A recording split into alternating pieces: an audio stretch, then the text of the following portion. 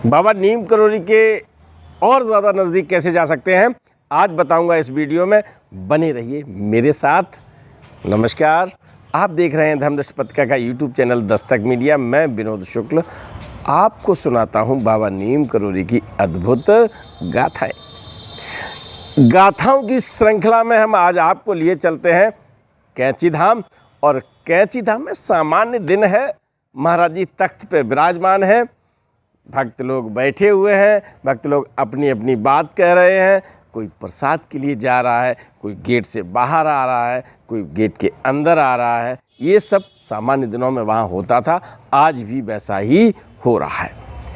एक कोने में डॉक्टर एल्पर्ट यानी रामदास, जो महाराज जी ने नाम दिया था, बैठे हुए हैं।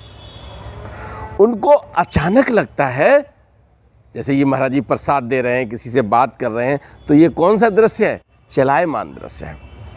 लेकिन उन्हें लगता है कि सब कुछ ठहर गया है, जैसे फोटो में आए और फोटो में ठहर गई, है ना। ऐसे ही जैसे मैं ठहर गया एकदम, तो आपको लगा कि वो ऐसे ही वहाँ पर ठहर गए। और फिर वो दूर से देख रहे हैं, बैठे वहीं पास में ही हैं, उनको लग रहा है मैं ये दृश्य बहुत दूर से देख रहा हूँ। अब होता क्या है, एक महाराज जी के भक्तों में से रामदास की तरफ आता है और रामदास की तरफ जब वो बढ़ रहा है, उस समय थिंकिंग चल रही है रामदास जी की। रामदास की थिंकिंग क्या है? दिमाग में देखो, दिमाग हर समय चलता है, सोते हैं तो चलता है, जगते हैं तो चलता है। तो जो उन्होंने दूर से दृश्य देखा, जो ठहरा हुआ दृश्य देखा, उससे ये लगा कि महाराज जी हमारे सामने बैठे हैं, महाराज जी न बैठे हो, महाराज जी के हम पैर छू रहे हैं, न छुएं तो क्या होगा? मेरे तो हृदय में है महाराज जी, और ये आंखें बंद करेंगे मुझे महसूस होगा हृदय में रखा, तो महाराज जी का स्पर्श हो गया। फिर अचानक उनके में आता है कि हमारे जो दिल में विचार आया ना, वो गलत आया है, क्योंकि महाराज जी के बारे में ऐसे सोचे कि नहीं हो तो मेरे हृदय में है। अब विचार तो विचार है यार, विचार तो आ ही जाता है, उसको नहीं रोक सकते। हाँ, वो उसका व्यवहारिक जो रूप है वो आपके ऊपर निर्भर है कि कैसे होगा। अब जो भक्त महाराज जी से चला था, वो कोने में रामदास जी बैठे हुए हैं। तो वहाँ पर जब पहुँचे हैं तो उसने चरण स्पर्श किए। उसने अरे भैया हमारे पैर क्यों छू रहे हो, क्या बात है? बोले महाराज जी ने भेजा है, महाराज जी ने कहा रामदास के पैर छू के आओ। अब वो भी एक संत समान समझ लीजिएगा, है ना। या उसने क्या किया है? उसने मेरे लिए हृदय खोल दिया है। हृदय, आपने रामचरितमानस भी पढ़ा होगा और आपने हनुमान जी की भी फोटो देखी होगी, जिसमें जब हनुमान जी ऐसे जब हृदय को ऐसे करते हैं ना, खोल के दिखाते हैं, तो भगवान राम, लक्ष्मण और सीता दर्शन होते हैं ना।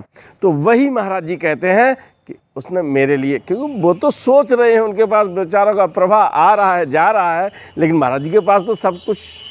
तो उन्होंने कहा कि उसने हृदय खोल दिया है। हम जो समझते हैं वो भी वही समझता है, समर्पित कर दिया है।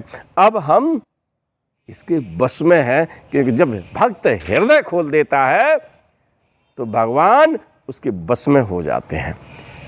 भगवान ताकतवर है या भक्त? भगवान ताकतवर नहीं है, भक्त ताकतवर होता है। और जब हृदय खोल देता है तो फिर क्या होता है? भगवान उसके अनुरूप चलने लगते हैं। तो मित्रों, आप मेरी बात समझ गए होंगे कि अगर आपको महाराज जी को पाना है, अगर आपको अपने इष्ट को पाना है, जिसको भी मानते हो आप, उसको पाना है, तो हृदय खोल दीजिए, हृदय में बसा लीजिए। और सच में मैं वो टिप्पणी नहीं करूँगा, आप कुछ भी करें, आप किसी को भी सांसारिक जगह में भी अगर आप हृदय में किसी को प्यार करते हैं, हृदय में बसा लेते हैं, माँ हैं, बाप हैं, बहन है, भाई है, पत्नी है, रिश्तों को, और उन्हें हृदयंगम कर लेते हैं, हृदय में मान लेते हैं, तो फिर वो आपके अनुरूप काम करता है ना। तो महाराज जी ने ये कहा कि उसने हृदय खोल दिया है। अब हम उसके हृदय में रह रहे हैं तो दिल धड़कता है ना। जब दिल धड़कता है तो क्या होता है? पूरा शरीर में मतलब ब्लड सर्कुलेशन देता है ना, प्राणों का संचार करता है। और वहाँ जब महाराज जी को रख लिया रामदास ने, तो फिर महाराज जी किनके बस में हो गए? उनके बस में। यदि आप भी महाराज जी को अपने बस में करना चाहते हैं, आप भी महाराज जी के और नज़दीक होना चाहते हैं, तो हृदय खोल दीजिए। राम राम।